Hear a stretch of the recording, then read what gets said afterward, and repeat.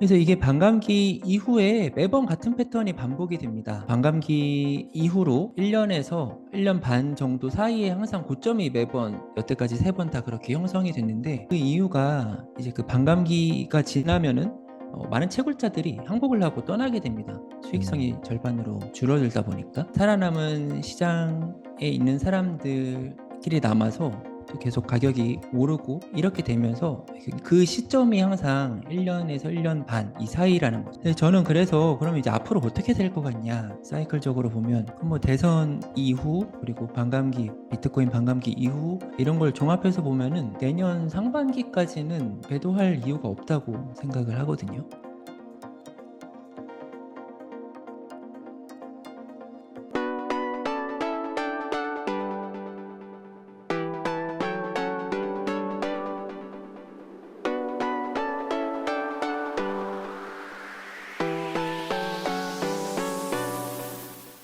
안녕하세요. 성정길입니다.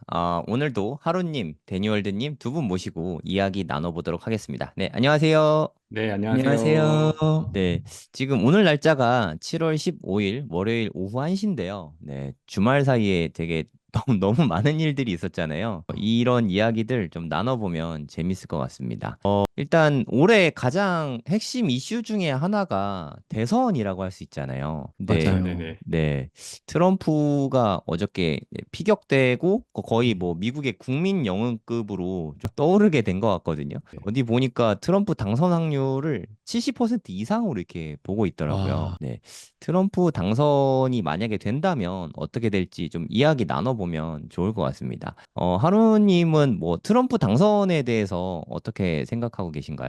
저는 대선이 누가 될지는 박빙이라고 봤었는데, 네, 일단 그 대선 승패 여부랑은 상관없이 어차피 이제 바이든 기존 정부에서는 이번이 재선 차례잖아요. 네, 그래서 기존의 재선을 하기 위해서 돈을 좀 더 많이 풀고, 음, 그리고 뭐 파월이나 옐런을 많이 압박해가지고 그런 이벤트가 있다는 것 자체가 시장에는 되게 좋은 상황이라고 생각을 했어요. 네. 근데 그래서 그런 것들로 인해서 대선까지는 되게 무난하게 흘러가겠다라고 생각을 했는데, 갑자기 이제 트럼프가 피격이 되면서, 피격이 될 뻔하다가 이제 피격이 되지 않으면서 또 우리 트럼프가 되게 친암호화폐적이잖아요. 그쵸. 암호화폐 대통령이다. 그래서 이게 비트코인의 또 어떤 트리거가 돼가지고 되게 가격 반등이 지금 또 많이 나오고 있는데, 이게 지금 긍정적으로 봐야죠. 이미 시장에서 먼저 반응을 긍정적으로 하고 있으니까요. 그리고 이런 분위기라면은 트럼프가 되는 게 더 좋은 상황이겠다라고 바뀌고 있습니다, 지금은. 어, 음. 데니월드님은 네, 주말 동안 있었던 트럼프 그 저격 사건에 대해서 어떻게 네. 생각하시나요? 저는 그 트럼프 사건 나는 거 보면서 네. 소식을 미국 계신 분한테 들었는데, 음, 그러냐고, 미국 난리 났다고. 그래서 들어갔더니 진짜 난리 났더라고요. 그래서 바로 음, 그거 보면서 차트 보니까 바로 비트 올라가고, 음, 트럼프 민코인들 미친 듯이 올라가고 막 그러더라고요. 어, 지금, 투자해야 되는데 바빠가지고 못했고, 음, 들어가지 못했고. 그래서 한 뭐, 트럼프 민코인 뭐 50%, 뭐 몇백 프로 막 이렇게 많이 올랐어요. 하루 만에. 공유 되게 아, 많거든요. 지금 막 새롭게 생겨나기도 하고. 그래서 그거 보면서, 이 참, 진짜 신기하다. 그래서 어떻게, 사실 뭐, 트럼프가 당선이 되면 무조건 좋죠. 무조건 좋은데, 그게 사실 대선까지는 정확하지 않잖아요. 네, 그 가능성인 거지. 근데 제가 듣기로는 어제 그 사건 때문에 거의 트럼프가 확실시 되는 것 같다. 미국 분위기는. 그런 분위기가 많거든요. 뭐 그렇다고 뭐 100%는 아니지만 굉장히 그런 분위기가 많이 전환되는 걸 보면서 이거는 이 암호화폐 투자자들은 굉장히 좀 주시해서 봐야 된다. 그러니까 원래 대선 전후로 가격이 반영이 되는데 이거는 좀 미리 좀 반영이 됐다고 봐야 되는 거죠. 과거보다 확률이 더 높아졌으니까. 그러면 이게 어떤 새로운 변수죠. 그러니까 시기가 좀 앞당겨진 변수. 그러면서 이게 지금 차트에 선반영이 되긴 했고 앞으로도 지속적으로 반영이 될 것 같거든요. 그럼 특히 이제 트럼프 관련 민코인들을 좀 주목해서 봐야 되고 사기 스캠도 많긴 하니까 네, 그런 부분에서 지금 그러니까 민코인 제작하는 분들 그리고 민코인 트렌드들 이런 분들은 지금 계속 그거 하고 있거든요. 음, 만들고 뭐 새로운 트렌드 만들고 그러니까 트럼프 그 치켜 세운 거 있잖아요. 그거 네. 관련해서 하기도 하고 좀 심한 경우도 있던데 그건 좀 저는 뭐 개인적으로 좋아하진 않지만 그 기를 맞았잖아요. 네. 그죠? 그래서 뭐 이어 드랍하면서 뭐 이런 용어도 생겼더라고요. 어, 에어 드랍이 에어드랍이 아니고 아니라 예, 이어드랍. 이어를 드랍해준다 그래서 지금 주고 있어요. 막 이어 드랍 그런 식으로 막 마케팅도 하고 하는데 굉장히 이 분야가 빠르잖아요. 왜 그런 트렌드 변화에 빠르니까 그런 것을 가져와서 자기들이 이제 암호화폐 뭐 홍보에도 쓰고 그래서 차트에 반영되기도 하고 그런 흐름 같습니다. 물론 이제 비트코인 가장 긍정적으로 이제 반응을 한 거긴 하겠죠. 그래서 전반적으로 그런 분위기가 많이 바뀌어서 이 시장이 원래 알 수 없는 시장인데 이런 변수가 생길 줄은 또 몰랐죠. 그래서 그러니까요. 네, 그래서 굉장히 아무튼 호재죠. 호재죠. 음. 호재죠. 음, 음, 투자자들한테 호재고 그런 부분을 좀 주의 깊게 앞으로도 살펴봐야 될 건 합니다. 저는 지난주 금요일 날 이제 독일 정부 물량이 다 끝났잖아요. 음, 5만 개나 되는 비트코인이 다 털어냈잖아요. 진짜 네, 네, 무시무시하게. 네. 그게 지지난주 금요일 날이 가장 좀 털어내기 시작하면서 마운트 곡스랑 겹치면서 5만 3천 달러까지 빠졌던 게 그때잖아요. 지난주 금요일 날 이제 독일 물량이 끝나면서 이제 시장은 추세 반전을 준비하고 있었다고 생각을 하거든요. 매도 물량이 끝남에도 불구하고 미국 증시 힘이 되게 셌어요. 뭐 한 일주일 음, 넘게 계속 매수세가 조금 매수한 것도 아니고 하루에 막 5천 개씩 꾸준히 샀잖아요. 네. 맞아요. 엄청난 매수세 계속 보이면서 저는 좀 호재를 기다리고 있었던 듯한 느낌이 음, 들거든요. 떨어질 때도 뭐 계속 퍼드를 맞으면서 급락하고 오를 때도 계속 호재를 만나면서 이렇게 급등하고 이게 비트코인의 특징 중에 하나라고 음, 생각하거든요. 근데 오르기 시작하는 그 타이밍에 트럼프 사건이 이제 연결이 되면서 솔직히 트럼프 당선 그 자체만으로 비트코인에 뭐 엄청난 영향이 있다. 뭐 저는 거기까지는 사실 잘 음, 모르겠거든요. 네. 하지만 올리고 싶은 그런 타이밍에 적절한 호재가 또 큰 사건이었잖아요, 사실. 이게 엄청 큰 터지면서 사건. 그걸 재료 삼아서 지금 크게 급등하고 있는 게 아닌가 그런 생각이 좀 음, 듭니다. 그러니까 좀 떨어질 때도 울고 싶은 때 뺨 때려줘서 뚝 빠지고 뭐 약간 요런 게 있잖아요. 네. 그거에 좀 반대되는 상황으로 저는 보고 있거든요. 근데 대선이랑 비트코인이랑 사실 뗄래야 뗄 수 없잖아요. 네, 그쵸. 하루님이 자료를 좀 준비해 오신 것 같은데 음, 좀 살펴보면 좋을 것 음, 같습니다. 우리가 이제 반감기를 이제 누구나 지금은 아실 거예요. 네, 근데 공교롭게도 이 그러니까 반감기는 4년 텀인데 미국 대선도 4년 텀이고 네, 이 두 해가 같은 해에 있습니다. 되게 공교롭죠. 네, 늘 그렇죠. 그래서 잠깐 차트를 띄우겠습니다. 네. 먼저 이게 나스닥 차트입니다. 이 네, 위에가 좀 나스닥 차트고 이 아래 거는 비트코인 차트인데 이건 조금 이따가 설명을 드릴게요. 네, 지금 이거를 보시면 되고 이 나스닥 차트고 이 노란색 기둥은 뭐냐면 미국 대선일을 표기한 겁니다. 그래서 이제 저희가 반감기 때도 그랬지만 이 대선일 전후로 나스닥 차트가 어떻게 움직였는지를 한번 음, 보고 또 이것과 비트코인의 관계까지도 연결 지을 수 있으면은 좀 인사이트가 될 거라고 생각을 하거든요. 네, 그래서 좀 과거 거를 먼저 봐볼게요. 사실 미국 대선일은 너무 많아가지고 그리고 또 케이스가 좀 너무 많긴 합니다. 네, 그래서 그 비트코인 반감기가 첫 반감기가 있는 2012년 것부터만 보겠습니다. 네. 2012년 11월 6일에 미국 대선이 있었고요.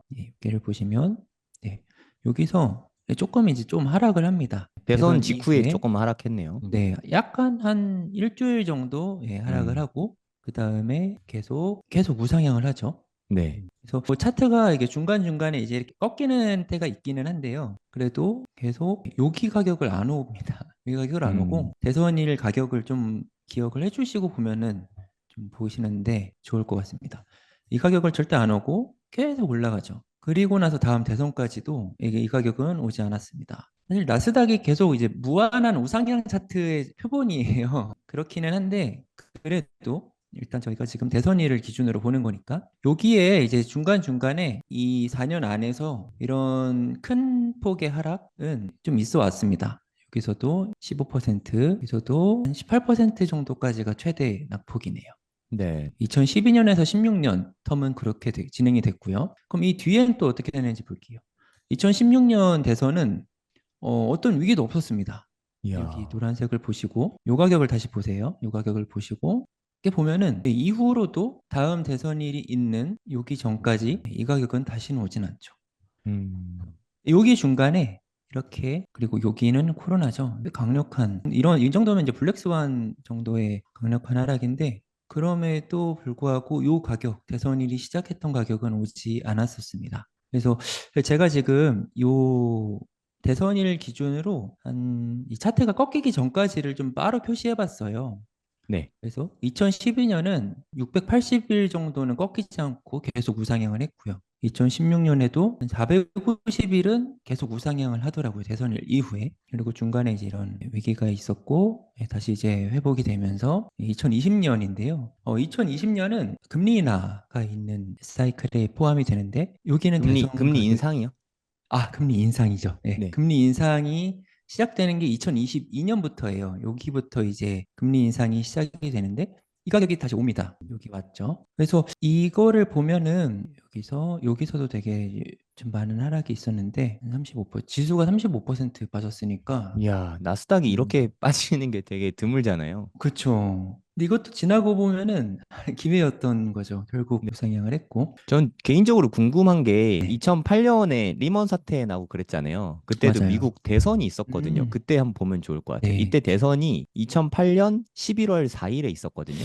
이때 약간 먼저 반영이 된 상태에서 시작을 했더라고요. 아, 네. 미리 빠진 다음에. 네. 여기 노란색인데 물론 이후로 좀 추가 하락이 더 있긴 했는데 이미 음, 여기서 많이 반영이 된 음, 상태에서 대선에 돌입했습니다. 그래서 이제 저희가 지금 그래서 이걸 왜 보고 있냐면 앞으로 대선일 이후에 한동안 어떻게 될 거냐를 좀 예측해 보고 싶어서 그러는 거잖아요. 네. 최근에 한 세네 번의 대선 사례를 보면은 일단 대선일 이후에 1년 정도는 큰 위기 없이 계속 예, 무난히 예, 우상향하네요. 네. 무난히 우상향을 했었습니다. 그러니까 이걸 이제 좀 표기를 하면은 여기부터 해서 뭐한 1년 정도니까 이 정도쯤 되겠죠. 근데 이제 저희는 이제 코인을 좀 이야기하고 있는 거고 이거랑 이제 코인이랑 무슨 관계냐? 라고 하실 수 있으니까 제가 이 아래는 비트코인입니다. 같은 시기에 겹쳐 놓은 거고요.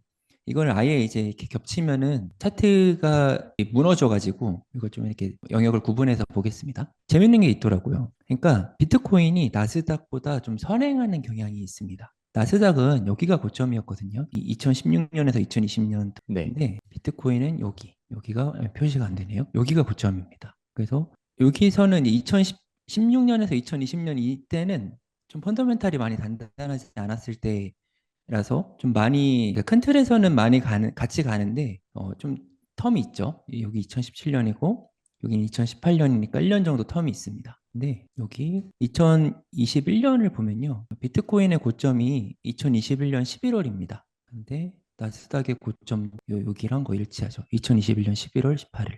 음, 그래서 그 비트코인이 조금 먼저 움직이는 경향이 있습니다. 비트코인이 먼저 가격이 하락하고 이후에 이제 나스닥이 가격을 하락하고 이제 물론 이제 이게 금리 인상 발로 인한 전체적인 자산 가격의 영향이라고 봐도 되는데 여기서 시사하는 점은 비트코인이 그 나스닥의 영향을 받는다는 거죠. 이런 매크로적인 영향을. 여기서도 보면은 비트코인 올해 저점이었던 2022년에 보면 여기도 나스닥이 저점이었거든요. 네. 그러니까 나스닥 차트랑 비트코인 차트랑 무관하지 않다는 게 여기서도 나타납니다. 유동성 영향인 것 같네요.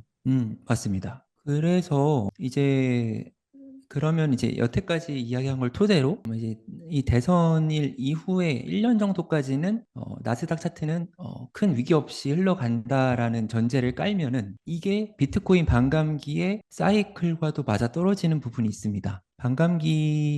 이거 비트코인입니다. 진행을 좀 빨리 하기 위해서 이걸 보겠습니다. 이건 월봉 차트예요. 월봉 차트고 이 보라색 기둥은 비트코인의 반감기를 표시한 겁니다. 그래서 이게 보면 다 비슷한데요. 반감기 있고 나서 1년, 365일 또는 550일 이 사이에 비트코인의 고점이 나왔거든요. 항상 그랬습니다. 항상. 그러면은 여기서부터 반감기부터 지금 얼마 안 됐거든요. 지금 3달도 안 됐어요. 90일 정도 됐습니다. 이때 고점을 예측을 해보자는 거죠. 이 사이클을 기반으로 360일에서 550일 사이에 항상 고점이 형성이 됐거든요. 여태까지 3번의 사이클이. 그럼 이 시기가 아까 말했던 이 나스닥의 1년, 그러니까 대선 이후 1년 시점과 이 안에 있다는 거죠. 비트코인 반감기 고점 차트가.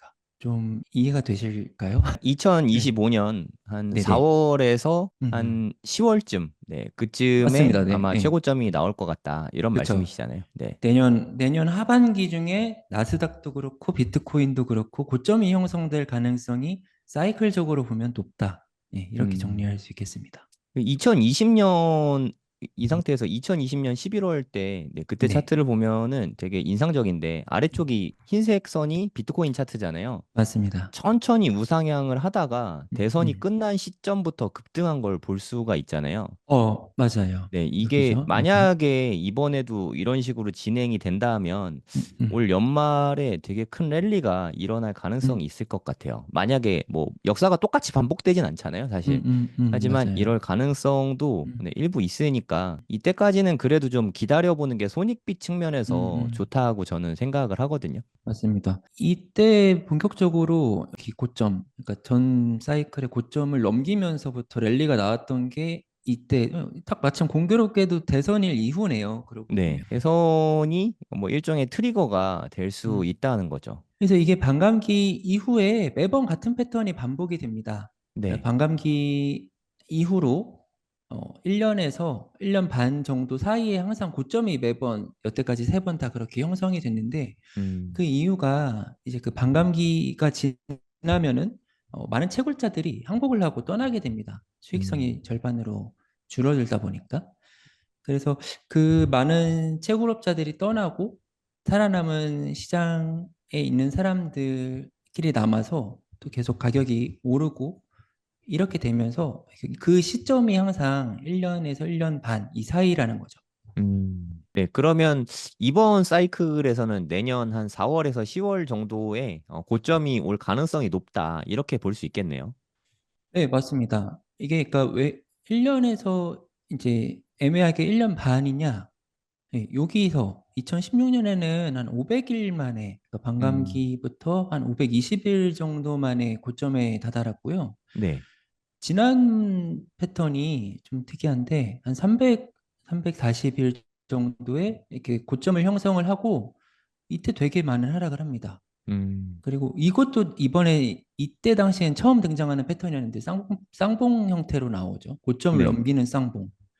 예. 그래서 330일 이후에 여기 고점을 찍고 내려와서 550일 이후에 다시 이제 고점을 형성. 그러니까 이게 이 전 두 개를 합쳐놓은 패턴과 동일해요. 음, 2012년에는 360일 이후에 고점이 형성이 됐고 2016년에는 520일 이후에 고점이 형성이 됐는데 이 두 개가 좀 조합이 돼 있죠, 이때는. 저는 그래서 그러면 이제 앞으로 어떻게 될 것 같냐? 사이클적으로 보면 그럼 뭐 대선 이후 그리고 반감기 비트코인 반감기 이후 이런 걸 종합해서 보면은 내년 상반기까지는 배도할 이유가 없다고 생각을 하거든요. 근데 내년 하반기 이후에는 이제 그때부터는 좀 많은 비중을 줄여야겠죠. 그럼 내년 상반기까지는 홀딩하고 음. 차차 네, 내년 상반기 지나고 분할 매도를 하는 쪽으로 일단 큰 계획은 잡아놓으면 좋겠네요. 네, 맞습니다. 네, 오늘도 데니월드님과 하루님 모셨습니다. 네, 안녕하세요. 네, 안녕하세요. 네, 오늘 날짜가 7월 15일인데요. 요즘에 뉴스 기사들 보면 이더리움 현물 ETF 이제 실제 거래되는 날짜가 얼마 안 남은 것 같거든요. 좀 되게 임박한 느낌이 좀 많이 들거든요. 7월 달 내에는 될 거라고 보는 음, 의견이 대다수인 것 같습니다. 그럼 만약에 이더리움 현물 ETF가 승인이 되고 나면 어떻게 될 것인가 이에 대한 의견이 되게 많더라고요. 뭐 음. 뉴스에 팔아라 해서 이제 승인 나면 비트코인처럼 떨어질 거다 이런 의견도 있고 뭐 의견이 분분한데 데니 월드님부터 네, 어떻게 될 거라고 뭐 보고 계신지 좀 말씀 좀 부탁드리겠습니다. 기본적으로 큰 변화는 없을 것 같고요. 그러니까 그 만약에 음, 발표되면 그 발표된 날 뭐 단기적으로 약간 상승은 뭐 할 수 있을 것 같긴 하고 이미 음, 사실 반영이 된 부분이 있고요. 그리고 참 네, 기본적으로 이더리움 차트가 과거도 그랬고 지금도 그렇고 앞으로도 그럴 것 같긴 한데 비트코인 차트를 넘어서진 못하거든요. 넘어선다는 음, 말이 그 가격적으로 뭐 갑자기 높이 올라간다라는 게 아니고 흐름 자체가 비트코인이 뭐 떨어지고 있는데 이더리움 혼자 간다든지 아니면 비트가 오르고 있는데 이더는 뭐 못 간다든지 이런 흐름이 아니고 항상 비트 흐름을 추종하는 거죠. 네. 그래서 이더리움 입장에서는 ETF가 호재죠. 호재인데 과거에도 이더리움은 호재가 굉장히 많았거든요. 예를 들어 머지 음, 같은 경우도 음. 업그레이드가 그게 어떻게 보면 비유하자면 스포츠카가 막 달리고 있는데 달리고 있는 상태에서 뭐 아우디 스포츠카가 막 달리고 있는데 BMW 엔진으로 엔진을 교체하는 거거든요. 달리면서. 음. 굉장히 어려운 업그레이드죠. 그러니까 네. 멈춰서 보통 업그레이드 하면 멈춰서 교체하고 가잖아요. 그게 아니고 막 달리고 있는 차를 엔진을 바꾼 거예요. 그러니까 엄청난 호재죠. 기술적으로 난이도가 굉장히 높거든요. 근데 그 음. 머지가 된 이후에도 그리고 나서 이더리움이 공급량도 확 줄었어요. 그 보상도 채굴자들한테 거의 10분의 1 이상 확 줄었거든요. 그럼 음. 실제 그게 가격에 반영이 돼야 되잖아요. 반영이 전혀 안 됐어요. 차트를 보면 뭐 거의 약간도 반영 안 되고 그냥 이더리움 혼자 와 이러고 그냥 끝나고 그러니까 그게 왜 그러냐면 결국 비트 가격을 추정을 해요. 그래서 장기적으로 보면 이더리움 가격이 ETF라는 게 호재죠.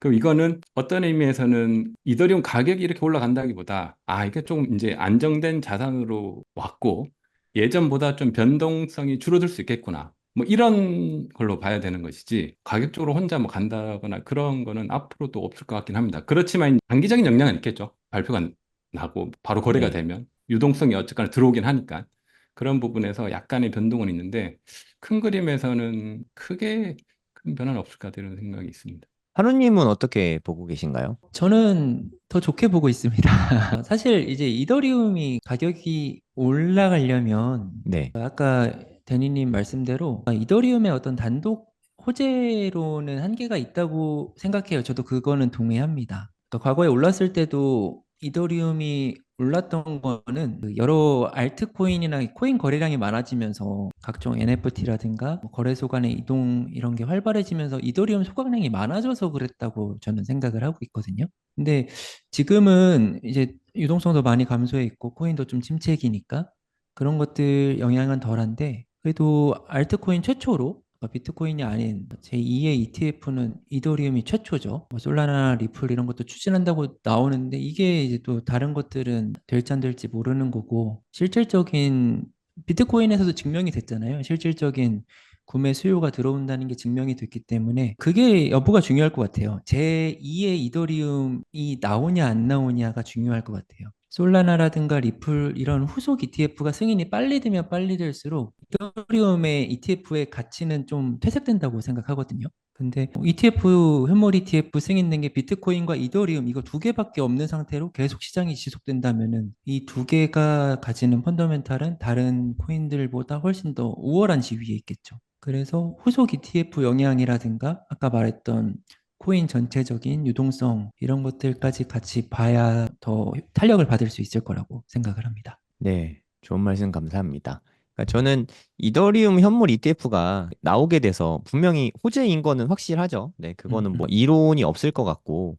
하지만 이더리움 현물 ETF가 만약에 안 됐다면 비트코인 따라가기가 좀 숨가빴을 것 같거든요. 제 맞아요. 생각엔. 왜냐하면 증시 자금하고 거래소 자금은 엄연히 분리가 돼 있거든요. 그쵸. 우리야 뭐 익숙하니까 증시 자금 빼서 암호화폐 거래소에 넣고 뭐 이런 게 자유롭지만 미국의 네, 그 세계에서 돈이 가장 많은 미국의 음, 베이비 부머 세대들은 그게 되게 음, 어려운 일이란 말이에요. 음, 기관이나 그리고 뭐 연기금 이런 데서도 음, 되게 어려운 음, 부분이었는데 접근성을 좀 크게 낮춰줬다는 게 큰 의미가 음, 있는 것 네. 같아요. 그래서 저는 뭐 올해 만약에 비트코인 가격이 정점 근처에 가게 된다면 이더리움이 비트코인 가격에 대략 한 8% 정도까지는 갈 수 있을 거라고 저는 생각을 하거든요.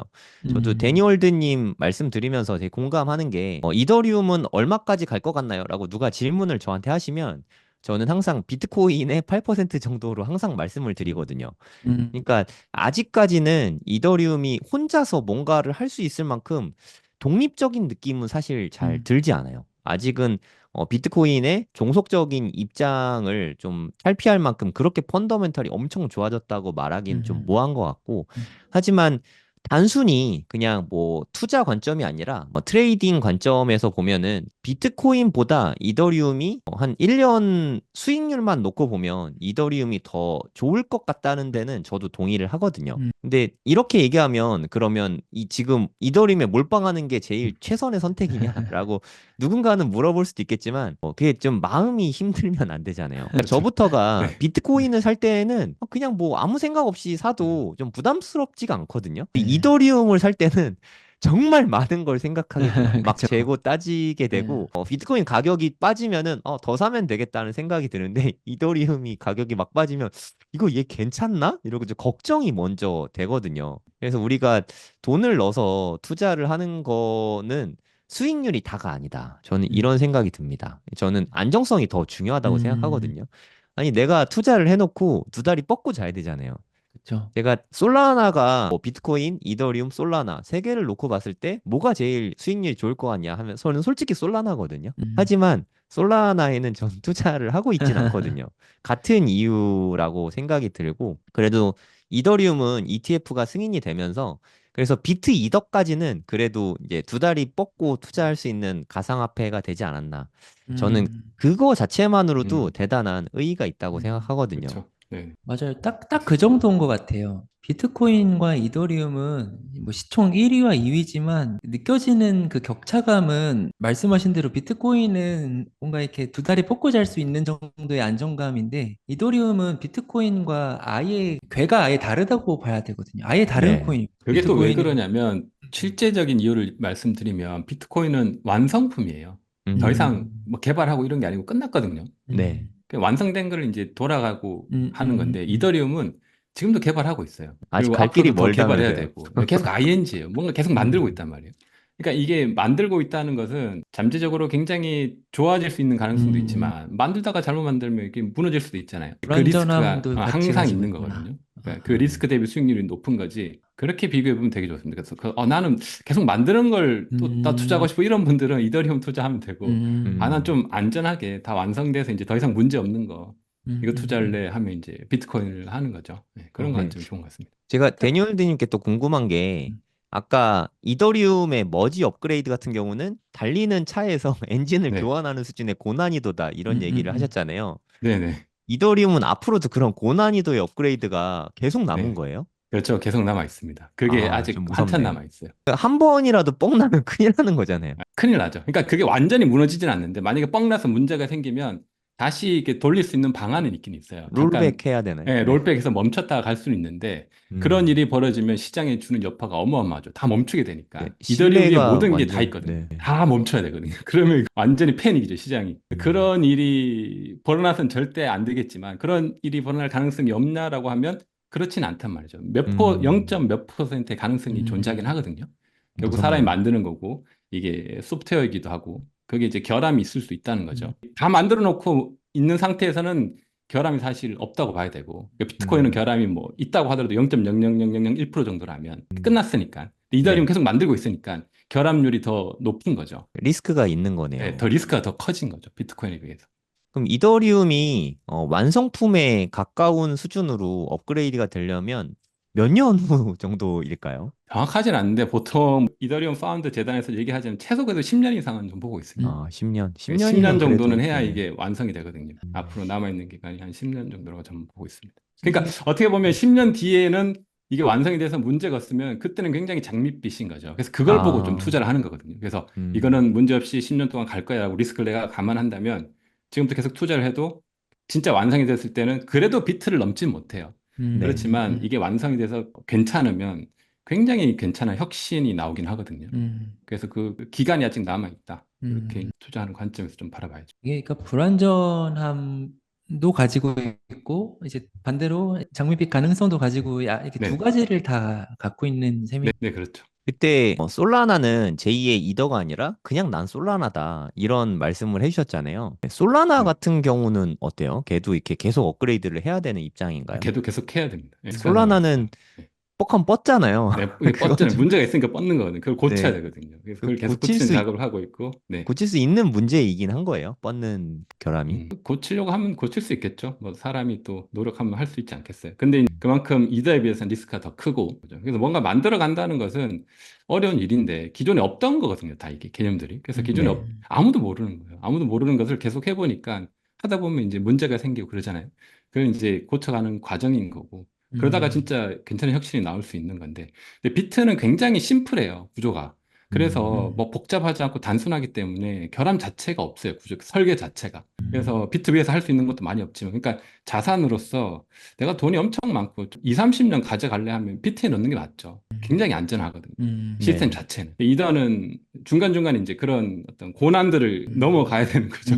그 그쵸. 고난이 중간중간에 이렇게 다가올 수 있는데 그걸 내가 막 그러니까 성향도 다른 것 같아요. 투자자가 내가 좀 안전하게 비트가 안전하다 그러면 사람들이 오해하긴 하지만 암호화폐 투자하는 사람에서는 비트는 굉장히 안전한 거거든요. 그래서 그쵸. 비트가 안전하게 둘래 하면 그냥 비트코인을 지갑에 넣어놓고 그냥 기다리면 되는 거고. 근데 이더리움이나 다른 특히 알트들은 언제 어떤 이슈가 생길지 모르니까 약간 이제 상황들 지켜보면서 투자를 하는 게 좋은 거죠. 리스크에 좀 대비를 하면서.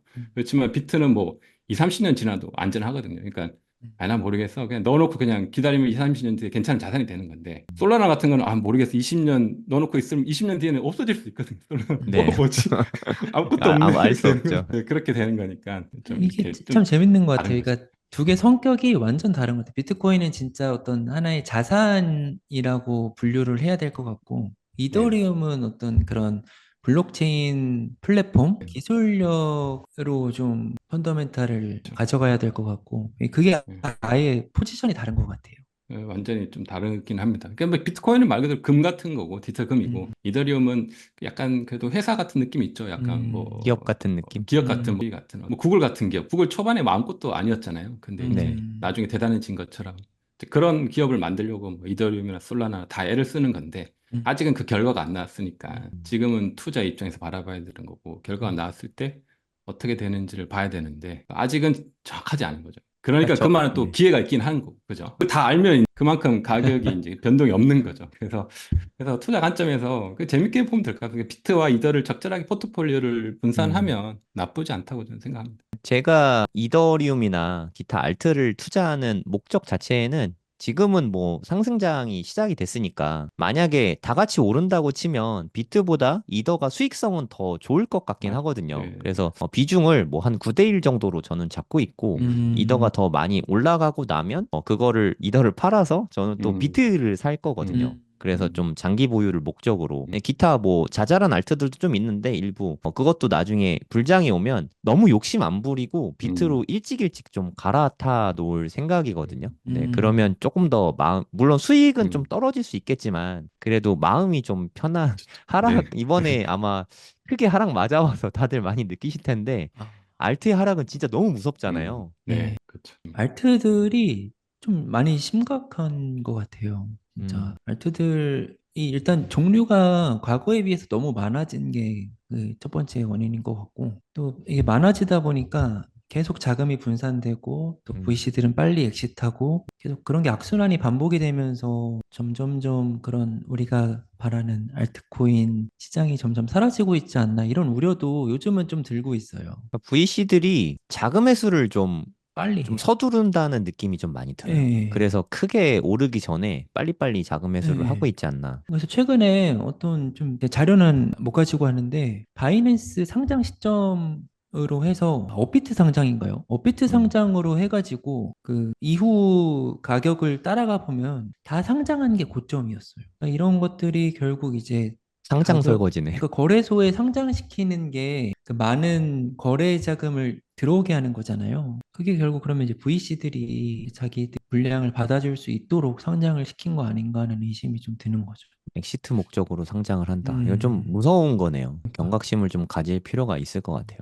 예전에는 뭐 예를 들어 뭐 A라는 세력이 그걸 하면은 B라는 세력이 받아가지고 워낙 시장에 돈이 많으니까 받아가지고 자기네들이 그걸 올려가지고 또 던지고 이게 좀 되는 느낌이 있었는데 음. 지금은 항상 근데 제가 이런 마음 가질 때가 항상 저점이기는 했거든요. 비트코인 너무 무섭다 이러면 이제 여지없이 반등을 하고는 하는데 진짜 요즘 좀 살벌한 것 같습니다. 다른 알트코인들도 뭐. 뭐 꼭 알트로 대박 기대를 좀 접어놓고 수익률에 대한 욕심을 조금 버리면 비트 이더 수익만 해도 저는 충분히 어마어마하다고 생각하거든요. 그렇죠. 수익을 좀 너무 극대화하려고 하지 말고 안전하게 투자하는 게 좀 오래 살아남을 수 있는 비결일 것 같아요.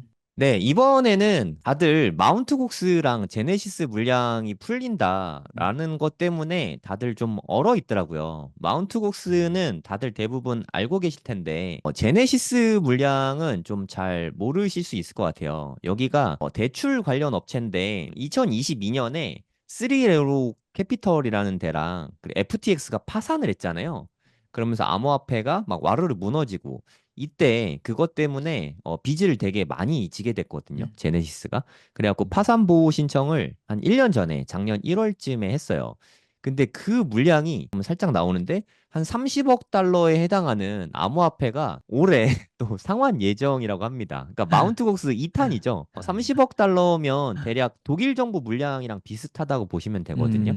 대략 물론 비트코인만 있는 건 아닌데 그 정도 물량인 거죠. 비트코인 한 5만 개에 해당하는 가격이거든요. 좀 무섭잖아요. 이거 플러스 마운트곡스 물량 14만 개 합치면 거의 20만 개에 해당하는 물량이 올해 이제 풀릴 예정에 있으니까. 그리고 하나 더 말씀드리면 FTX 같은 경우는 코인으로 주는 건 아닙니다. 너무 다행스럽죠. 이미 음. 현금화를 많이 해서 현금으로 돌려줄 예정이거든요. 음. 그러면 암호화폐 투자하던 사람이 현금으로 받았으니까 근데 또 코인 시장이 좋으면 오히려 역으로 매수 물량이 될 수도 그쵸. 있는 거죠.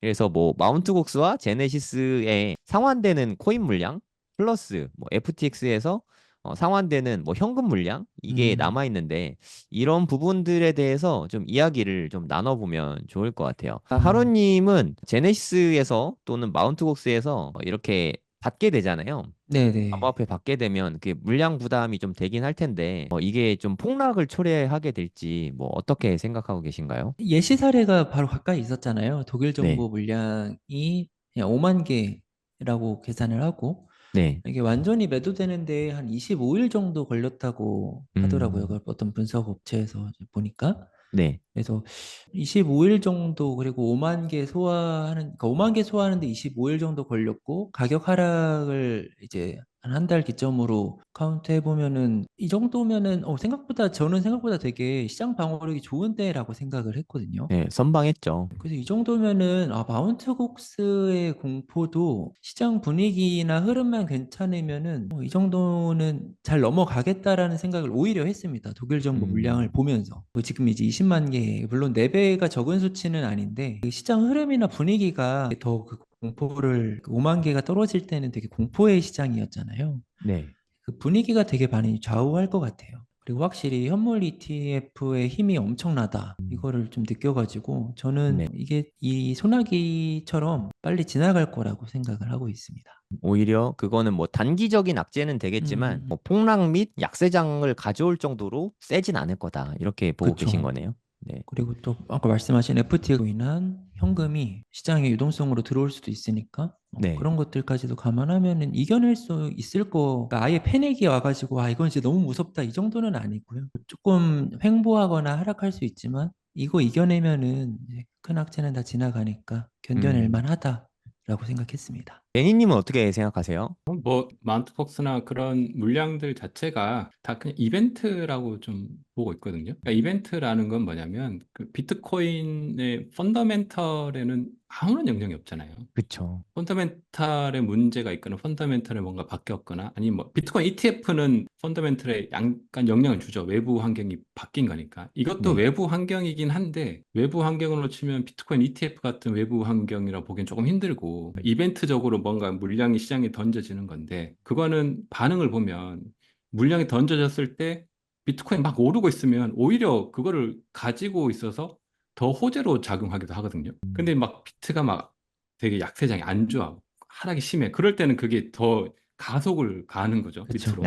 그쵸. 그러니까 그 비트코인의 시세에 따라 다를 것 같긴 합니다. 그게 맞아요. 왔을 때 그게 어쨌거나 땔감 작용을 하는 거죠. 네. 단기적으로. 막 떨어질 때는 그게 더 떨어지면 더 급락하는 거고. 그래서 단기적인 관점에서는 어떤 트레이딩을 할 때 이럴 때 그거를 땔감으로 사용할 수 있는 것 같아요. 단기 음. 투자자들은. 음. 그럼 그게 오히려 좋잖아요. 막 하락하고 네. 있는데 그 땔감이 던져졌어. 그럼 더 하락하니까 음. 더 괜찮은 수익을 낼 수 있겠죠. 뭐 반대로 상승도 마찬가지고 음. 상승하고 있는데 물량이 나왔는데도 오히려 뭐 사람들이 가격이 안 떨어지고 더 올라가고 있어. 그러면 음. 이게 더 호재잖아요. 더 사고 그런 싶죠. 식으로 이제 이벤트적으로 작용하는 거기 때문에 그렇게 보고 있어요. 근데 그 이벤트 중에 하나 다른 건 있어요. 그런 이벤트는 작은 이벤트, 사토시 물량이 있거든요. 사토시 물량이 시장에 나왔을 때는 100만 개. 펀더멘탈에 약간 영향을 주는 어. 거예요. 그쵸. 그건 문제죠. 그거는 진짜 투자자들이 음. 굉장히 주의 깊게 봐야 되는 네. 건데 그런 물량 이외에는 단기적으로 영향을 주겠죠. 근데 음. 크게는 영향 안 주겠는데 내가 장기 투자자라면 사실 신경 쓸 필요는 없을 것 같고 단기적으로 이렇게 트레이딩을 한다면 땔감을 어떻게 활용할 건지 그 시장 어떤 상황에 따라 좀 다를 것 같긴 합니다. 물량이 발생할 때 시장 추세가 약세장으로 가고 있으면은 네, 그건 대단한 악재인데 그렇죠. 오히려 네, 강세장이고 음, 하면은 네, 큰 영향 없이 네, 그렇죠. 가던 길 네, 갈 거다. 그렇죠, 그렇죠. 이렇게 보면 되겠네요. 선물이 그런 효과를 내거든요. 선물이. 그러니까 네. 선물 상품이 상승을 더 음, 강상승으로 만들고 하락은 음, 더 큰 하락으로 음, 만드는 역할을 하거든요. 네, 네. 그래서 말씀하신 게 딱 그런 효과를 낼 것 같습니다. 네, 이게 그 마운트 곡스 물량이 처음 음, 나왔을 때 차트 모습인데요. 이때 네, 정말 무서웠죠. 그렇죠. 7월 음, 2일, 3일, 4일, 5일 음, 이때가 마운트 곡스가 10년 묵은 수건을 좀 해결하는 그 과정이었는데 독일 물량하고 맞물려서 더 야, 시장에 공포감을 많이 줬던 것 네. 같아요. 근데 보시면 알겠지만 초기에 많이 빠지거든요. 항상 악재가 실행이 되는 음, 그 시점에 그때 한 번에 많이 음, 빠지고 그 다음에는 점차 이렇게 회복하는 모습으로 가게 되거든요. 그러니까 저는 마운트 곡스가 이제 앞으로 비트스탬프나 크라켄 물량이 많은 걸로 제가 알고 있거든요. 이제 한두 달 지나고 나면은 쏟아지기 시작할 텐데 크라켄 물량이 풀렸습니다 하고 뉴스에 나오면 그때 음, 일시적으로는 크게 음, 빠질 수 있을 거라고 음, 보고 있거든요. 그래서 이때는 오히려 뭐 한 일주일 정도 텀을 두고 자금이 좀 있다면 분할 매수를 할 수 있는 그런 시점이라고 저는 생각이 들고요. 지나고 보니까 이때 더 살 걸 하는 생각을 하시는 분들이 이제는 좀 생기지 않을까? 뭐 그런 생각이 음, 일부 들거든요. 뭐 제네시스 물량도 뭐 마찬가지고 처음에 일시에 풀릴 때 그거 호재는 분명히 아니잖아요. 악재이긴 한데 그렇게 뭐 길게 장기간 약세장을 이끌 정도로 큰 악재는 아니다. 저도 이렇게 보고 있습니다. 그리고 뭐 20만 개가 다 풀린다고 해서 시장에 그 일시에 음, 다 쏟아지는 건 음, 아니잖아요. 이미 암호화폐에 투자하고 있고 이번이 좀 상승하는 추세라는 거를 투자자들은 대부분 알고 계실 텐데 그게 일시에 다 파는 걸로 저는 나올 것 같진 음, 않거든요.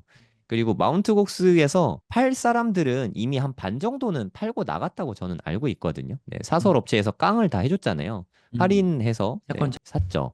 그래서 마운트 곡스 물량도 저는 많이 나와야 1, 2만 개라고 생각하는데 그래도 마운트 곡스에 대한 공포감이 사람들이 음, 있으니까 음, 일시적으로는 빠지긴 할 것 같아요. 음, 제네시스 물량도 마찬가지고 하지만 대세를 완전히 꺾어서 부러뜨리지는 않을 것 같다고 생각을 합니다. 그리고 음, FTX 그 상환되는 현금 상환되잖아요. 아까 하루님이 유동성 공급을 해줄 것 같다라고 음. 말씀하셨는데 그게 한 올해 한 11월, 12월쯤 될 것 같거든요.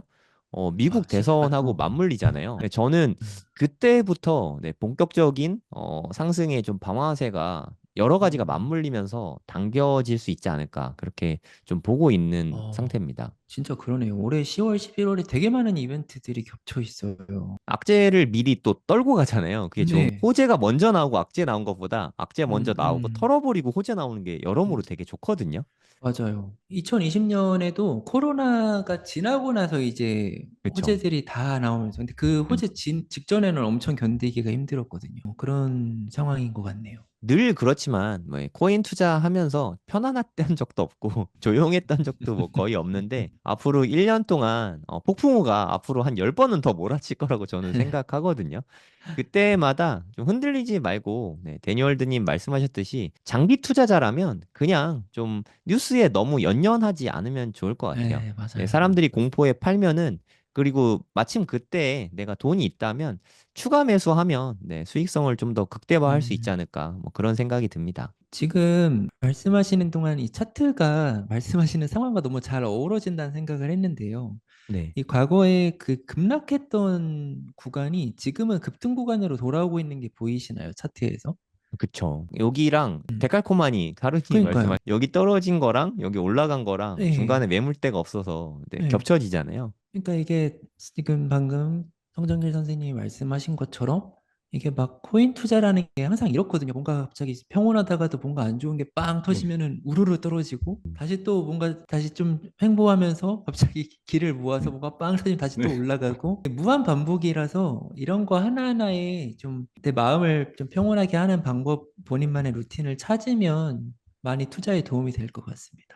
사실 그 이번에 마운트곡스 물량 풀리는 거는 다 예정이 돼 있었거든요. 사실 한 음. 10월까지 다 상환해 주기로 결정이 돼 있는 부분이었는데 언제 상환할 것인가 이걸 우리가 몰랐던 거잖아요. 그게 그렇죠. 7월이었던 거고 저는 마운트곡스 얘기가 나오면 하락할 것까지도 알고 있었거든요. 근데 추가 매수를 너무 빨리 한 게 지금 음. 생각하면 좀 아쉽더라고요. 그래서 음. 이게 사실 바닥을 잡고 싶은 욕심이었던 것 같아요. 지금 생각을 해보면. 그래서 항상 매수는 최대한 느긋하게 하는 게 뭐 느긋하게 해서 올라간 다음에 사면 음. 뭐 하냐라고 생각할 수 있는데 그때가 지나고 보면 오히려 악재도 해소되고 올라가는 초입일 때가 많더라고요. 빠지고 있을 때 사면 어디까지 빠질지 알 수가 없잖아요. 공포감도 그렇죠. 더 심하고 같고. 그래서 하락 중인 때보다는 반등 중일 때, 이럴 때 살 때가 마음도 더 편한 것 같아요. 덜 무섭습니다. 그래서 저는 뭐 지금도 계속 매일매일 사고 있는데 0.02개 정도씩 매일 사고 있거든요. 앞으로도 음. 8월까지는 계속 좀 매일 사볼 생각입니다. 되게 반등을 지금 거의 10,000달러 가까이 또 알게 모르게 꽤 많이 했어요. 네, 뭐 야. 앞으로도 어떻게 될진 모르겠지만 항상 음. 악재가 해소되는 구간은 매수 기회니까 네, 너무 쫄지 마시고 네, 과감할 음. 때는 과감하게 투자하는 것도 좋은 방법이라고 생각합니다. 저는 최근에 있었던 톤 생태계 변화를 좀 잠깐 이야기해 볼까 합니다. 그래서 재밌겠는데요? 네, 올해 그 제일 핫한 키워드를 이야기하면 알트코인 중에서 이더리움 레이어 2고 또 하나는 뭐 사람들이 솔라나 이야기 많이 하는데 전 솔라나보다는 톤이 최근 시장에서 가장 핫한 것 같고요, 확실히. 가격을 보면 최근에 하락하고 아무 상관없이 혼자 되게 잘 가고 있거든요. 엄청나죠? 최근 트렌드에서 혼자 아무 문제 없이 잘 갔었고 시총 9위입니다. 9위면 이게 작지가 않거든요, 결코. 예. 올해 나온 것 치고는 굉장히 빠르게 올라온 거죠. 예, 음. 스테이블 코인을 빼면은 현재 6위거든요. 야. 그렇죠. 리플 예. 다음이거든요. 네. 네, 그래서 이게 왜 그런지를 좀 보면 여기서의 어떤 좀 최근 트렌드 변화 그리고 흐름을 좀 보면 이게 톤 에코시스템이에요. 네. 그러니까 음. 다 이제 에코시스템이죠. 이더리움도 에코시스템도 있고 다 있는데 톤 에코시스템은 가장 핫한 게 일단 쉽다. 그리고 그 음. 텔레그램 사용자들을 대상으로 하고 있기 때문에 사실 암호화폐 투자자들은 뭐 전부는 아니지만 거의 대부분은 텔레그램으로 다 정보를 공유하잖아요. 네. 텔레그램 혹은 트위터로 이제 하니까 그 암호화폐 투자자들을 어떻게 보면 다 데리고 있는 거죠. 그래서 그런 입장에서 우위에 있는데 그래서 올해 제일 핫한 게 여기 보면 에코시스템이 굉장히 많아요. 뭐 낙코인이 이제 올해 가장 음. 핫했죠. 여기 보면 이 클리커라고 돼 있잖아요. 이름도 웃긴데 이름이 클리커 그냥 클릭하는 거예요. 이런 생태계는 전 처음 봤는데 새로운 키워드를 만들어낸 거죠.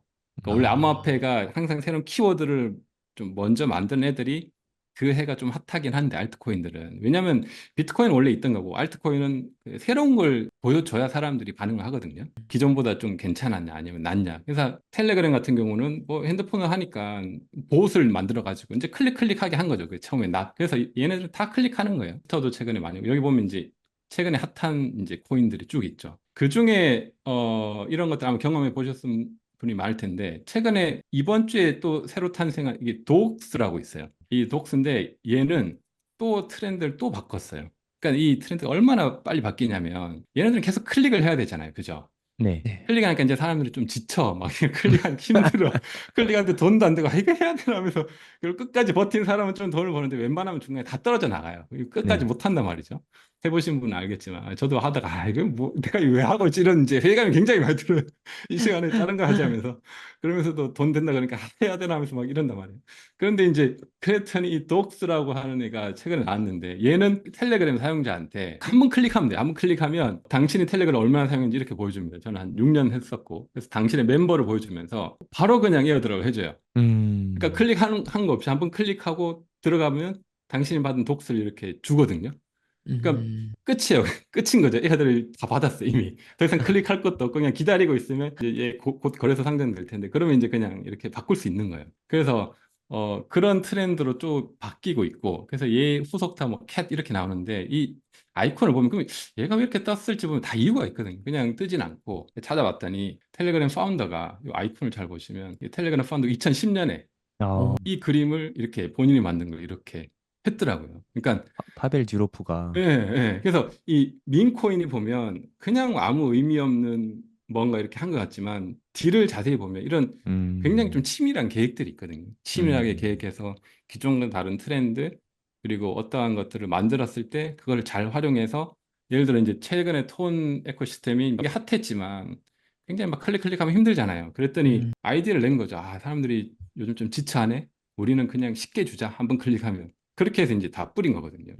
그래서 음. 앞으로 뭐 이게 진행이 되긴 할 텐데 어떻게 될지는 우리가 좀 지켜봐야 되고 아직 거래소 상장 안 되고 곧 아마 상장은 할 것 같긴 합니다. 그래서 이런 트렌드가 굉장히 빨리 바뀌는데 중요한 거는 이 아무튼 에코시스템에서 이러한 것들을 최근에 굉장히 많이 주도를 한다는 거예요. 주도를 하고 뭐 밈부터 해서 여기도 뭐 덱스도 있고 다 있습니다. 덱스도 있고 뭐 게임파이부터 다 기존에 있던 게 다 있는데 일단 좀 쉽고 누구나 좀 접근하기 쉽고 텔레그램 사용자로 하여금 몇 번 클릭만 하면 이렇게 쉽게 이제 할 수 있는 굉장히 사용자 친화성을 높인 거죠. 기존에 뭐 디파이라든지 뭐 이런 걸 하려면 좀 어렵거든요. 그걸 뭐 들어가서 뭐 이렇게 클릭해야 되고 좀 어려운데 그 텔레그램은 그냥 이렇게 누구나 그런 거 모르더라도 클릭하면 할 수 있게 해놓은 거죠. 수업도 그냥 텔레그램에서 바로 할 수가 있거든요. 그런 것들이 최근에 좀 변하다. 그 변화를 톤 에코시스템이 좀 오래 만들고 있다. 그래서 조금 조심스럽긴 하지만 또 올해가 끝날 때쯤 되면 이 톤 에코시스템이 올해 좀 어쨌거나 좀 핫한 알트코인 중에 하나가 아닐까 좀 변화를 이끈 그렇게 이제 좀 생각을 해보고 있습니다. 이들 중에서 엑시 같은 애가 하나 나올까요? 충분히 나올 것 같아요. 그게 뭐가 될지 어, 모르겠는데, 예, 네. 왜냐하면 지금의 트렌드는 여기 다 몰려 있고 이게 가장 톤의 장점은 뭐냐면 다른 레이어 원들 있죠. 뭐 네. 이더리움 포함해서 다른 뭐 솔라나 그리고 다른 레이어 원들도 이 톤에서 봇으로 여러 개를 홍보를 하고 있거든요. 어, 자기 코인을 홍보하기 위해서 이 톤에 봇을 연결하면 거기서 자기들 지갑을 만들 수도 있어요. 내가 음, 이더리움이라면 이더리움 지갑을 톤으로 만들 수도 있고, 뭐 솔라나라면 솔라나에서 톤으로 만들 수 있는, 솔라나는 여기 잘 안 들어오긴 하죠. 나름 자기들 힘이 있으니까. 그 밑에 음, 레이어들은 다 막 서로 들어오려고 막 하고 있거든요. 그래서 이미 들어와 있고. 그래서 단순히 이 톤 생태계는 톤이 아니고 암호화폐 레이어 2하고 다 연결된 뭐 음. 그러한 커뮤니티를 점점 성장하고 있는 거죠. 그래서 분명히 괜찮은 하나가 올해 말에 나올 것 같긴 합니다. 그게 뭔지는 정확히 몰라도. 그래서 생태를 좀 주목해 보면서 그런 것들을 초반에 좀 선별해 낼 수 있으면 여기서도 굉장히 괜찮은 수익을 낼 수가 있겠죠. 텔레그램 자체가 유저 수가 무려 9억 명이거든요. 9억 명의 그러니까. 유저를 일단 보유하고 있고, 저는 네. 가장 놀란 점이 저기 햄스터 컴뱃이 이달에 상장을 앞두고 있다고 뉴스를 많이 맞아요. 봤거든요. 네. 햄스터 컴뱃 사용자 수가 무려 2억 5천만 명이에요. 2억 5천만 명. 예, 쪽수 자체가 상상이 안 네. 되잖아요. 네. 그리고 지금 잠깐 유튜브 구독자 수 한번 볼게요. 약간 글로벌 애니팡 느낌인데요. 왜 그러냐면 이게 암호화폐를 투자 안 한 그 텔레그램 유저들도 있거든요. 그 그 유저들도 이거를 사람들까지도 사용할 수 빨아들이는구나. 있으니까 그러면 그거를 이렇게 돈으로 돌려주니까 그게 있는 야. 예, 거죠. 여기 보시면 이게 햄스터 컴뱃의 유튜브인데 저희 그 저번에도 2천만 명 넘었을 때 제가 소개해 드린 적이 있었던 것 같은데 구독자가 와. 3,340만 명이잖아요. 일단 유저 수가 2억 5천만 명이라서 뭘 해도 다 깡패인 거예요. 그리고 얘네가 진짜 무시무시한 게 미션을 계속 주거든요. 네. 미션을 줘서 이거를 수행하면은 코인을 한 500만 개씩 주는 거야, 하루에. 그러니까 음. 시키는 대로 안 할 수가 없어요. 2억 5천만 명의 유저 중에서 좀 유의미하게 시간 투자를 하는 사람은 얘네가 다 이끌 수 있는 거예요. 그러니까 야. 마케팅력 자체가 아까 도그스는 한 번 주고 끝이라고 했잖아요. 오히려 저는 도그스는 그래서 못 들 거라고 생각을 하거든요. 왜냐하면 음. 한 번 받고 끝나면 다들 잊혀지잖아요. 얘네는 꽤나 긴 시간 동안 유저들을 계속 이렇게 시킬 수가 있는 거예요. 야, 음. 너 보니까 구독 해제했던데 빨리 다시 해. 안 하면 코인 안 줄 거야. 약간 아, 협박을 계속 하는 느낌도 좀 들고 저도 네. 이렇게 좀 조련되는 듯한 느낌이 좀 있는데 네. 그리고 얘네가 만약에 솔라나 계열의 뭐 봉크를 홍보하고 음. 싶다. 그러면 봉크에 트위터 가서 팔로우해. 이거 하면 음. 10만 개 줄게. 뭐 약간 음. 이런 식으로 광고를 다 하게 하는 거예요. 그런 식이더라고요. 이 네, 맞아요. 자체의 파워가 2억 5천만 명은 그 수 자체가 어마어마하잖아요. 그리고 제가 들어보니까 대님 전에 말씀하셨지만 이란 쪽이나 이런 데 사람들은 다 하고 있다고 하더라고요. 왜냐하면 이게 그들의 월 수익을 기대해 봤을 때 여기서 한 네, 50만 원 정도만 벌어도 어마어마한 맞아요. 수익인 거예요. 그러니까 이게 좀 패러다임을 좀 바꿀 수도 음. 있겠다는 생각을 들어요. 그러니까 약간 사람들에게 행동을 하게 하는 거죠. 왜냐하면 음. 이거 하면 코인 줄게 라고 예를 들어 우리가 TV 광고를 보면 TV 광고 보고 신경을 안 쓰잖아요. 근데 예를 들어서 TV 광고를 보고 나서 정답이 뭔지 적어라. 이런 미션을 예를 들어 준다고 쳐요. 그러면 다 보고 정답이 뭔지를 알기 위해서 광고를 진짜 끝까지 다 볼 거 아니에요. 예를 들어 이런 적극적인 마케팅이 가능해진다는 장점이 있는 거죠. 그래서 그거를 가능하게 만든 게 텔레그램이고, 텔레그램에서 만든 코인이 톤이라는 디오픈 네트워크라는 코인이잖아요. 그래서 뭐 톤 코인에 투자해라 이런 이야기는 아닌데 좀 패러다임이 바뀌는 중이긴 한 것 같아요. 맞습니다. 트렌드가 아무튼 이 시장은 특히 알트코인은 트렌드에 굉장히 민감하니까 그런 트렌드가 현재는 톤에서 좀 주도하고 있다 이런 좀 느낌이 있거든요. 그래서 그거를 좀 주목해서 봐야 된다. 알트코인 투자하시는 분들은 보고 이게 있습니다. 아까 그 톤 에코시스템에서 보면서 질문을 드리려고 했던 건데 솔라나랑 좀 다른 것 같아요. 그러니까 솔라나는 어떤 그 체인이 빠르고 코인을 만들어내기가 쉬운 걸로 인해서 뭐 빠르게 빔코인을 만들어가지고 분배시키고 이런 느낌이었는데 톤은 약간 유저 참여형을 유도하는 게 네, 많은 것 같아요. 네, 음, 맞습니다. 게임처럼 버튼을 누르라고 한다든가 유저 참여형이 많다 보니까 확실히 솔라나보다 더 강력한 밈코인이 더 많이 탄생하는 것 같습니다. 자기네들 잘 아는 거죠. 텔레그램 기반이니까 자기는 유저를 꽉 음, 가지고 있으니까 그걸 음, 최대한 활용할 수 있는 그런 컨셉으로 기술력과 그런 마케팅 프로덕트를 잘 만들어낸 것 같거든요. 그래서 그런 측면에서 하여튼 올해는 잘하고 있다 이런 느낌이 듭니다. 어, 프로젝트가. 코인이라는 게 결국에는 커뮤니티 파워가 가장 무서운 거잖아요. 음, 현재까지는 비트코인 커뮤니티가 제일 큰 거고, 음, 그다음 이더리움이고 한 음, 건데, 맞아요. 톤이 커뮤니티 측면에서만 보면 비트 이더 다음이 될 수도 있지 않을까? 커뮤니티만 놓고 맞아요. 보면 네. 이미 충분하죠. 커뮤니티만 보면 9억 그럴 명이 수 있어요. 확보가 돼 있으니까 그게 진짜 깡패인 것 같아요. 일단 네. 인터페이스가 너무 편하잖아요. 텔레그램을 음, 쓰면 지갑 그냥 만들어주고 네, 아까 네, 말씀하셨지만 스왑도 그 안에서 되고, 네. 그러니까 다 돼요. 접근성을 네. 문턱을 되게 많이 낮춰줬기 맞춤. 때문에 만약에 톤을 기반으로 한 지갑과 거래소 시스템을 전 세계에 음, 보급하면 음. 그거는 저는 코인베이스를 위협할 수도 있겠다는 생각이 좀 들거든요. 그럴 수도 있죠. 네, 맞아요. 너무 우리가 예를 들어 쉬우니까. 우리나라만 치면 카카오톡에서 음, 뭐 다 수합하고 뭐 네, 이렇게 아, 하면 그렇죠. 예, 그러네요. 거래소보다 더 편할 수 있잖아요. 그죠? 뭐 그런 그쵸. 개념인 거죠. 그게 근데 텔레그램은 전 세계니까 완전 다르죠. 파벨 듀로프는 제가 인터뷰 영상도 되게 상세하게 봤는데 일단 뭐 무력이 많은 친구가 아니더라고요. 뭐 음. 재산이 뭐 어마어마할 텐데 부동산이 아예 없대요. 어, 뭐 요트 뭐 이런 것도 아예 없고 그냥 현금 수백만 달러랑 비트코인밖에 없대요. 자기 자산이 아, 암호화폐가 단 거예요. 음. 암호화폐에 진짜 진심인 친구구나 이런 생각이 어, 많이 들더라고. 그런 것 같아요. 아무튼 저도 프로젝트들 아무튼 이것저것 유심하게 보니까 지금까지 봤던 프로젝트 중에 잘 만들었다. 음, 저도 이제 개발자 지금 안 하죠. 개발자 출신이니까 항상 네. 그런 측면에서 많이 보거든요. 그러면 트렌드도 잘 읽었고 되게 내구성도 있고 여러 가지를 잘 했구나 이런 느낌이 듭니다. 그래서 뭐 금방 꺼질 불은 아니고 장기로 갈 수 있는 그런 프로젝트 중에 하나겠다 이런 생각이 있습니다. 요즘에 좀 드는 생각은 예전에는 되게 쾌적하게 모든 게 다 굴러갔었거든요. 이렇게 클리커들 뭐 이렇게 해봐도 다 되게 음. 쾌적하고 빨랐는데 요즘엔 확실히 좀 렉이 되게 좀 심한 것 같아요. 네, 얼마 어, 전에 햄스터 컴뱃도 네, 서버 다운돼가지고 한동안 안 음. 되고 다른 음. 것들도 렉이 좀 여러모로 좀 심해진 게 좀 느껴지거든요. 뭐 이거는 뭐 음. 근데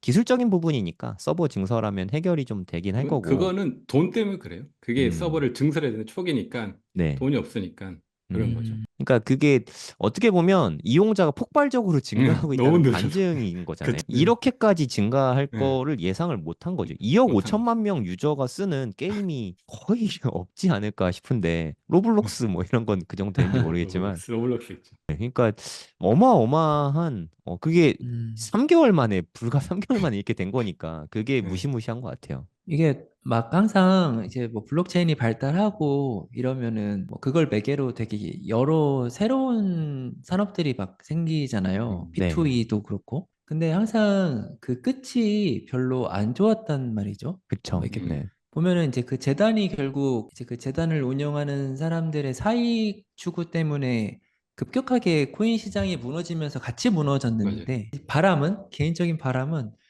그런 저런 햄스터 컴뱃도 그렇고 되게 좋은 마케팅력과 텔레그램이라는 기반을 가지고 있으니 이걸 진짜 잘 갈고 닦아서 운영을 해가지고 코인의 어떤 펀더멘탈 이슈에 영향 없이 그 게임 자체만으로도 어떤 파워를 가져가지고 그 레디 플레이어 원이라는 게임 그 영화처럼 우리가 지금 생각하는 그런 가상현실 게임이라는 게 이런 코인 안에서는 이루어질 수 있거든요. 현실적인 보상안을 음. 줄 수 있는 방법이 있잖아요. 재단 입장에서. 근데 그거를 자기들이 다 짓하거나 한 번에 시장에 투하해버려가지고 항상 끝이 안 좋았던 건데 이걸 좀 시스템적으로 잘 분배를 해가지고 오랫동안 롱런할 수 있는 컨텐츠로 발전했으면 좋겠네요. 그 하루님 말씀하신 그런 게 음. 결국 나오긴 할 것 같아요. 근데 아직은 그쵸? 예, 없죠. 그래서 예. 결국에 아마 그런 게 나올 시기가 이 알트코인 시장도 좀 안정화된 음, 시기가 음, 음, 아닐까. 근데 음, 음, 그러기엔 아직은 조금 초기 같습니다. 그래서 그런 게 음, 떴다가 사라지고 이런 게 많기 때문에 음, 특히 알트코인 투자한다면 길게 보기보다는 짧게 짧게 봐야 될 것 같아요. 그럼 길게 투자하기에는 그런 아까 말씀하신 리스크가 있죠. 네, 물량을 너무, 던진다든지 그런 걸 항상 고려해야 되는 것 네. 같긴 합니다. 근데 이제 언젠가는 이렇게 좀 언젠가 나오긴 할 것 빨리 같은데. 좀 그런 것들이 나왔으면 좋겠어요. 그런 너무 이제 시스템이나 기술력이 점점점 갖춰지고 있는 음, 듯한 느낌이 음, 들거든요. 제가 우리 코수다 초창기 영상에서도 말씀드렸는데 저는 우리나라 게임사들의 저력이 대단하다고 생각하거든요. 음. 어떻게 보면 최초의 P2E 게임은 저는 리니지라고 생각하거든요. 맞네요. 생업으로 하는 사람도 그러네요. 있었으니까. 네. 맞아요. 그거 막 그래서 팔고. 만약에 네. NC 소프트 같은 음, 정말 IP가 대단한 그런 기업에서 아, 블록체인 연결해서 음, 그거를 뭐 정말 NFT 형식으로 무슨 검이죠? 그거 비싸다는 거? 집행검. 음, 집행검, 네, 뭐 네. 그런 거를 NFT로 발행하고, 음. 뭐 그 게임 머니들도 다 코인으로 발행하고 하면 음, 진짜 대단한 선풍적인 인기를 끌 수도 그러니까요. 있겠다는 생각이 들거든요. 정말 그게 실제 패러다임 많이 바꿀 것 국내 같고. 게임사에서 한 4, 5년 전부터 계속 준비를 하고 있어요. 이미 많이 음, 했는데 규제랑 이런 것 때문에 못 서비스를 따라와. 런칭을 못 하는 것 같긴 하고 음, 내부 인력들은 계속 뽑고 그거 하고 있었거든요. 그 게임사 게임사가 전체가. 어딥니까? 다른 전체가. 데도? 네, 그, 국내 그 게임사들이 그 미르2가 파트가 뭐 다 그런 거 있어요. 시도하지 않았나요? 그러니까 뭐 그건 시도했다가 뭐 이렇긴 했는데 내부적으로 위메이드는 그런 거 하는 거 리메이드는 아니었어요? 완전 좀 다른 개념이고 약간 어, 거긴 너무 너무 넘어갔죠. 이렇게 급진적으로 나왔고 사실 아, 그래요?